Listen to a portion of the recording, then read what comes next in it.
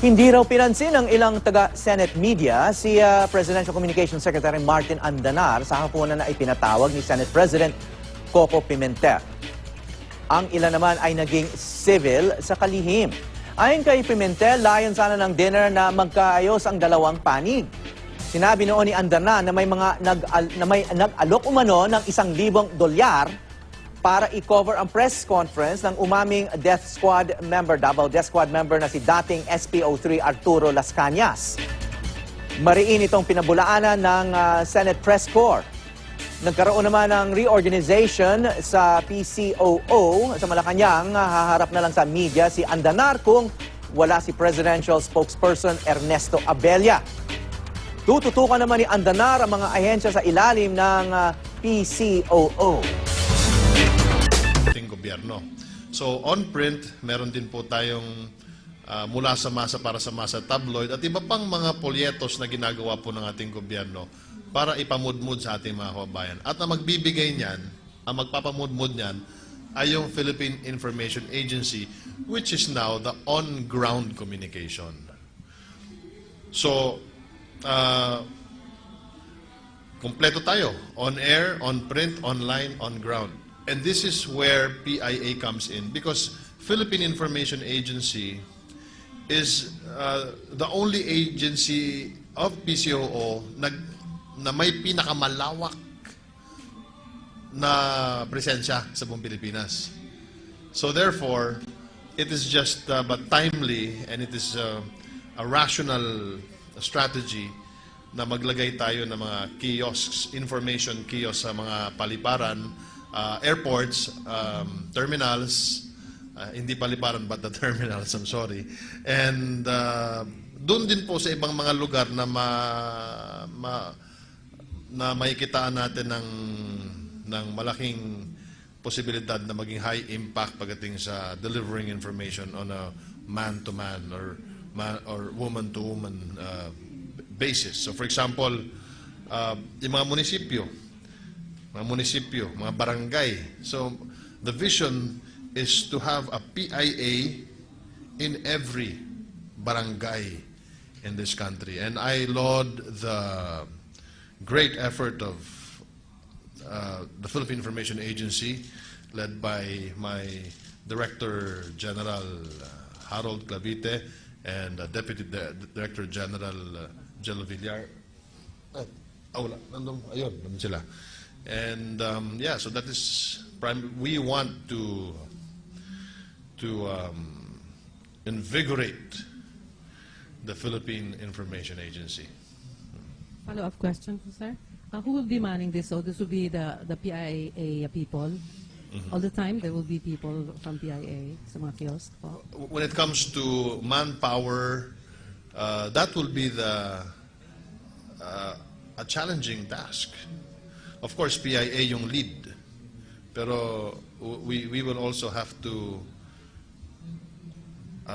coordinate with the different information officers of the province, of the cities, of the municipios, of the barangays.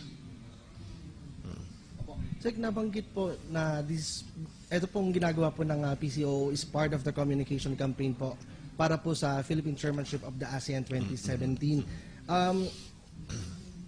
Napakahalaga po na malaman po ng bawat isang Pilipino yung kahalagahan po ng pag-held po ng isang napakalaking event po sa Pilipinas. At the same time po, kasabay pa po ng anibersaryo ng 50th anniversary. Ano pa po ang aasahan po ng ating mga kababayan dito po sa chairmanship po ng ASEAN? Well, Kirby, as far as information dissemination is concerned, yung ating kampanya ay tuloy-tuloy ito hanggang Nobyembre. And we want to maximize government resources. Kaya sabi ko nga habang tayo ay umiikot at nangangampanya tayo for ASEAN, and we are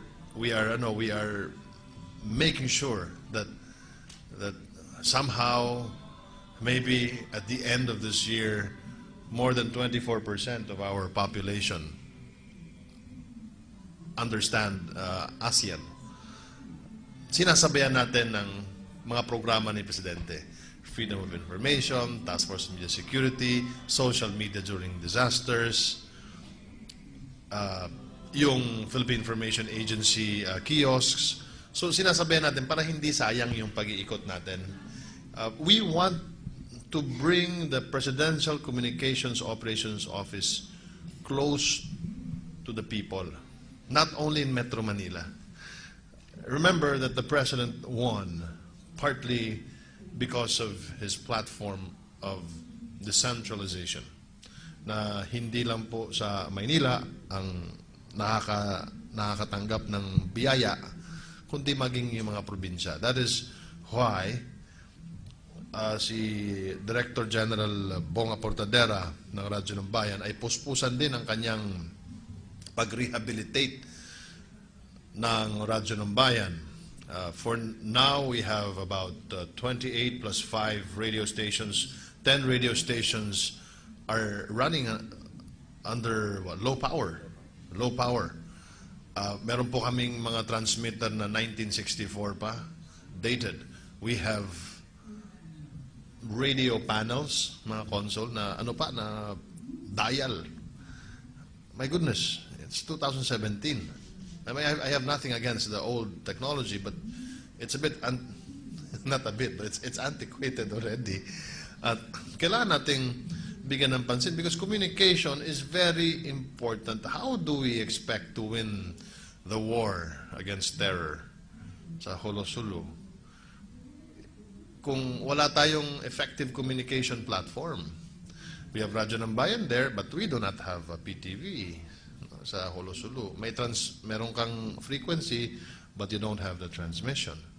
So, Bong has a gargantuan task to rebuild Radyo ng Bayan, including in Cebu. I understand in Cebu, hindi nyo lugar yung pinagtatayuan ng inyong istasyon at pinapaalis pa kayo ng eskwelahan. At napakalungkot po. This is national radio that we are talking about. Hindi lang po ito yung pipitsuging radyo na we're talking about. This is national radio representing the national government, serving 100 million Filipinos. And we cannot just leave it like that. Ganon din po ang PTV. I understand PTV does not have a home here in Cebu. You only have a transmitter, but you don't have a production studio. And very gargantuan din po yung gagawin task ni General Manager Dino Apolonio. We have so many agencies to rebuild. The PTV4, Radyo ng Bayan, PIA, PNA, and this is for communication because it ain't a one-way street. If we want to understand each other, if we want to have a peaceful nation, then we need to start communicating properly.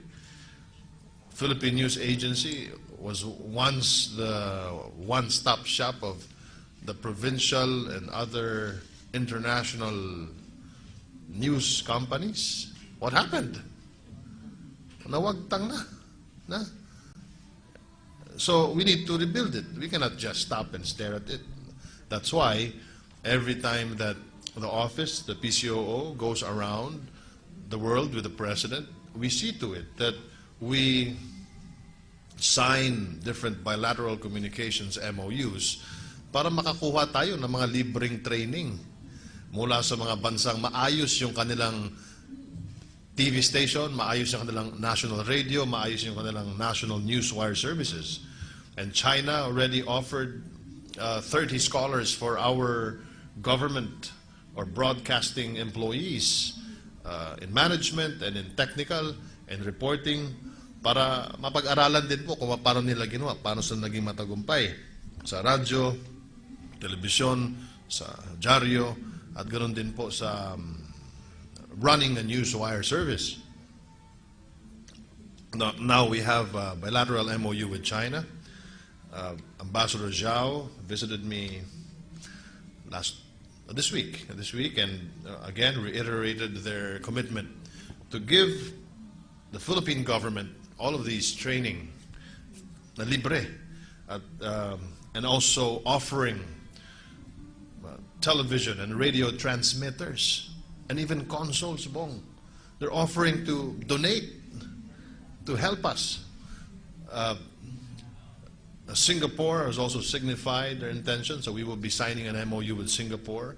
Alam naman natin ang Singapore, magaling sa mga film, magaling sa communication. It's actually the broadcast hub now of ASEAN and Singapore. So they're offering all of these trainings too.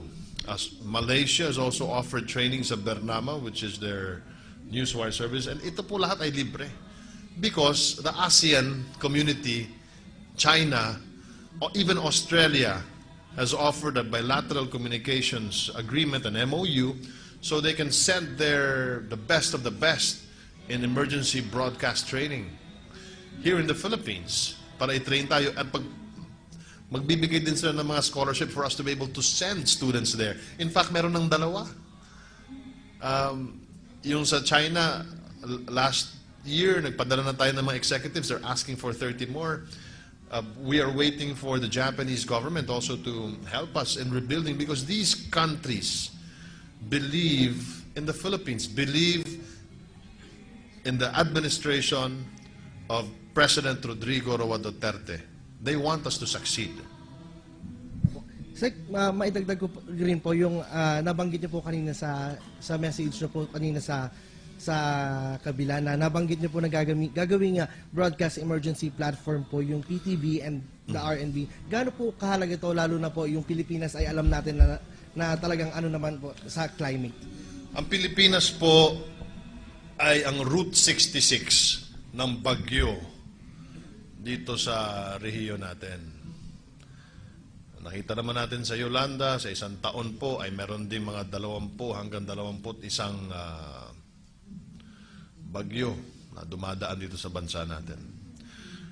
Now, you need communications when there's a calamity. At wala ho tayong emergency broadcast station. National. Kasi national. Of course, every private company would have their own emergency broadcast transmitter, wherever. Pero nationally, wala po. So, we are going to make PTV as the national broadcasting television station. We are going to make Radyo ng Bayan the national broadcast radio station. In fact, dahil sa pagpupursige ni DG Aportadera, ay nakuha niya po yung frequency na 87.5 FM. Not only in Manila, but nationwide. Imagine the potential of 87.5, being able to broadcast all over the country using one frequency. Now, he plays music, tapos knock on wood, nagkaroon ng kalamidad, then madali nang putulin yung programa, di ba? And make it an emergency broadcast station during that time. Because alam naman natin na kapag merong mga lindol, ang pinaka matitira dyan, ni radyo eh. In Australia, sa bushfires nila, kausap ko yung ABC head nila, radio is the key. Kasi may mga transistor, may baterya. So during that time that you have to save people, tas meron pang konting baterya, yung kanyang transistor, aasa talaga sa radyo. And this is going to be the first time that we will have an emergency broadcast station and announce it and make it official. And the president will announce it to the Philippines that now PTV4. Alam niyo ba sa Japan, ang NHK, pag merong lindol, lahat ng merong mga setup box ng programa ng Presidential Communications Operations Office, gaya po ng Freedom of Information, the Administrative Order number 1, which is the Presidential Task Force on Media Security, yung kahalagan po ng social media dito sa bayan natin, pagdating po ng mga kalamidad, mga sakuna. So yun po yung mga rason kung bakit tayo umikot at para mailapit pa ang PCOO sa taong bayan. Hindi lang po sa Metro Manila, kundi sa buong bansa. Good morning po, Secretary Andanar. Gloria Cañete po ng Radyo ng Bayan, Cebu. At ang gusto po naming malaman din kasi nga mamaya ay meron pong tayong ilo-launch na information kiosk sa paliparan po sa Mactan Cebu International Airport. Ano pong kahalagahan nito? Kasi ang nalaman po natin, lahat ng mga major airports ay lalagyan po nito ng mga information kiosk po. Para sa Maraming salamat sa tanong mo, Gloria. And I like that question.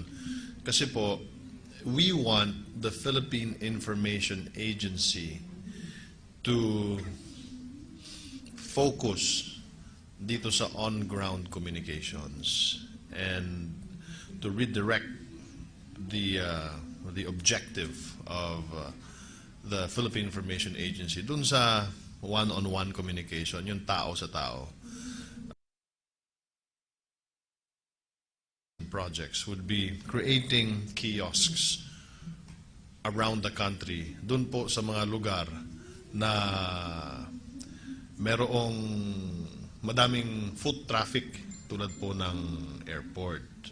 Now, why do we want to do that? Is because we want PIA to be relevant to everyone, to every Filipino. This is how I see the PCOO and the agencies in communicating the message of the President and the policies of government. Meron po tayong on-air, and on-air, that is PTV and Radyo ng Bayan. Meron po tayong online, and these are the online activities and strategies of PTV, Radyo ng Bayan, PIA, PNA, PCOO, Presidential Communications. And meron po tayong on-print. Para po sa kabatiran ng mga kababayan natin, ang PCOO po, ang nangangasiwa rin, attached agency po nito, ang National Printing Office at ang Apple Production Unit, ng napangunahing mga printing press ng ating gobyerno. So, on print, meron din po tayong mula sa masa para sa masa tabloid at iba pang mga polyetos na ginagawa po ng ating gobyerno para ipamudmud sa ating mga kababayan. At ang magbibigay niyan, ang magpapamudmud niyan ay yung Philippine Information Agency, which is now the on-ground communication. So, kompleto tayo. On-air, on-print, online, on-ground. And this is where PIA comes in because Philippine Information Agency is the only agency of PCOO na may pinakamalawak na presensya sa buong Pilipinas. So therefore, it is just but timely and it is a rational strategy na maglagay tayo ng mga kiosks, information kiosks sa mga paliparan, airports, terminals, hindi paliparan but the terminals, I'm sorry. And doon din po sa ibang mga lugar na na makikitaan natin ng malaking posibilidad na maging high impact pagdating sa delivering information on a man-to-man or woman-to-woman basis. So for example, yung mga munisipyo, mga barangay. So the vision is to have a PIA in every barangay in this country. And I laud the great effort of the Philippine Information Agency, led by my Director General Harold Clavite and Deputy Director General Jello Villar. Wala. Ayun, nandun sila. And yeah, so that is we want to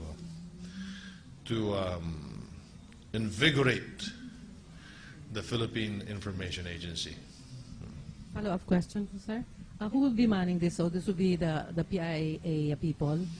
All the time, there will be people from PIA sa mga kiosk po. When it comes to manpower, that will be a challenging task. Of course, PIA yung lead. Pero we will also have to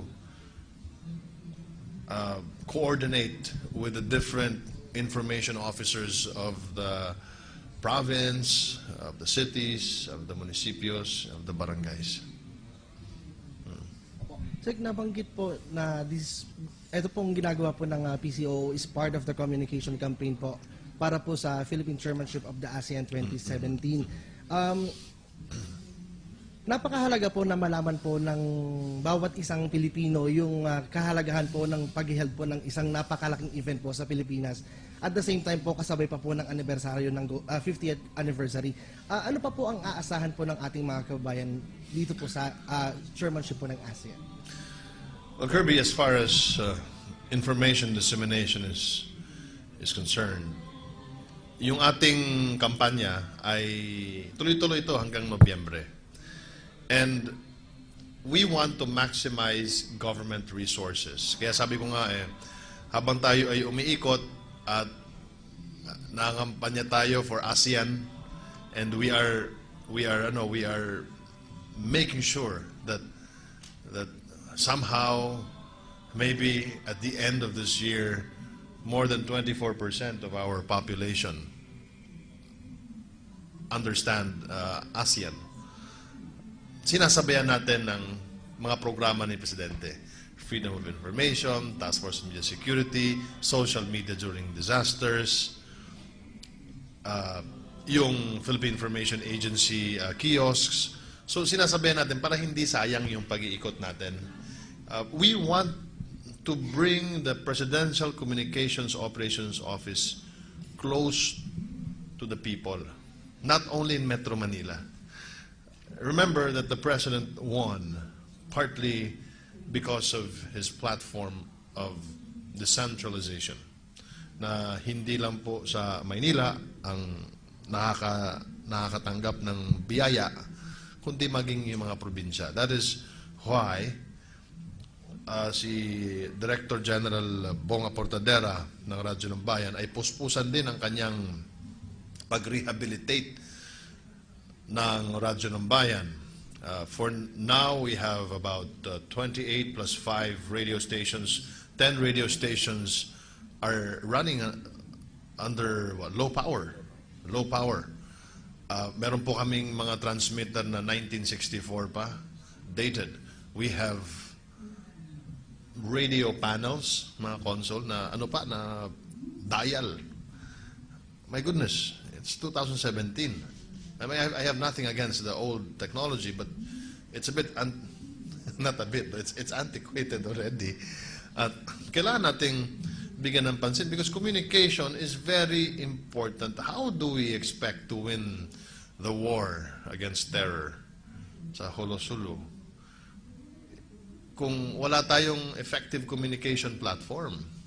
We have Radyo ng Bayan there, but we do not have a PTV sa Holosulu. Meron kang frequency, but you don't have the transmission. So, Bong has a gargantuan task to rebuild Radyo ng Bayan, including in Cebu.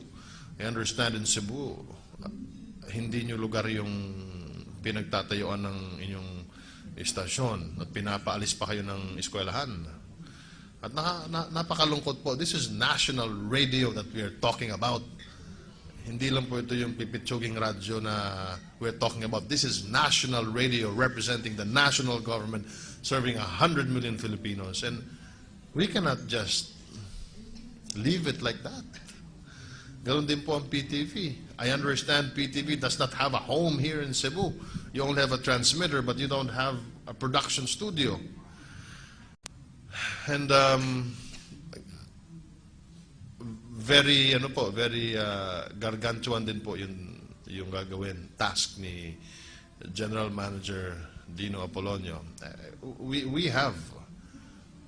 We have so many agencies to rebuild. The PTV4, Radyo ng Bayan, PIA, PNA, and this is for communication because it ain't a one-way street. If we want to understand each other, if we want to have a peaceful nation, then we need to start communicating properly. Philippine News Agency was once the one-stop shop of the provincial and other international news companies. What happened? Nawagtang na. So we need to rebuild it. We cannot just stop and stare at it. That's why every time that the office, the PCOO, goes around the world with the president, we see to it that we sign different bilateral communications MOUs para makakuha tayo ng mga libreng training mula sa mga bansang maayos yung kanilang TV station, maayos yung kanilang national radio, maayos yung kanilang national newswire services.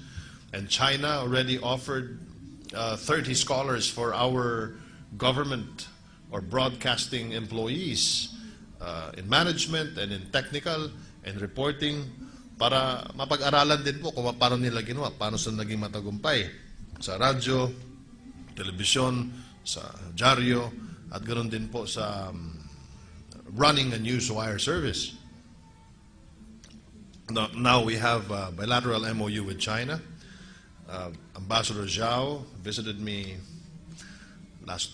this week, and again reiterated their commitment to give the Philippine government all of these training na libre, and also offering television and radio transmitters and even consoles, Bong. They're offering to donate to help us. Singapore has also signified their intention, so we will be signing an MOU with Singapore. Alam naman natin ang Singapore, magaling sa mga film, magaling sa communication. It's actually the broadcast hub now of ASEAN in Singapore. So they're offering all of these trainings too. Malaysia has also offered trainings sa Bernama, which is their newswire service, and ito po lahat ay libre. Because the ASEAN community, China, or even Australia, has offered a bilateral communications agreement, an MOU, so they can send the best of the best in emergency broadcast training here in the Philippines para i-train tayo at magbibigay din sila ng mga scholarship for us to be able to send students there. In fact, meron ng dalawa.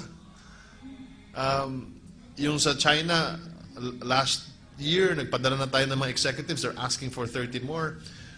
We are waiting for the Japanese government also to help us in rebuilding, because these countries believe in the Philippines, believe in the administration of President Rodrigo Roa Duterte. They want us to succeed. Sek, maidagdag ko rin po yung nabanggit niyo po kanina sa message niyo po kanina sa kabila na nabanggit niyo po na gagawing broadcast emergency platform po yung PTV and the RNB. Gaano po kahalaga to, lalo na po yung Pilipinas ay alam natin na talagang ano naman po sa climate?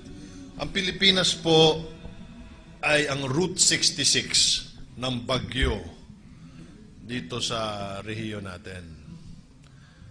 Nakita naman natin sa Yolanda, sa isang taon po ay meron din mga 20 hanggang 21 bagyo na dumadaan dito sa bansa natin. Now, you need communications when there's a calamity. At wala ho tayong emergency broadcast station. National. National. Of course, every private company would have their own emergency broadcast transmitter, wherever. Pero nationally, wala po.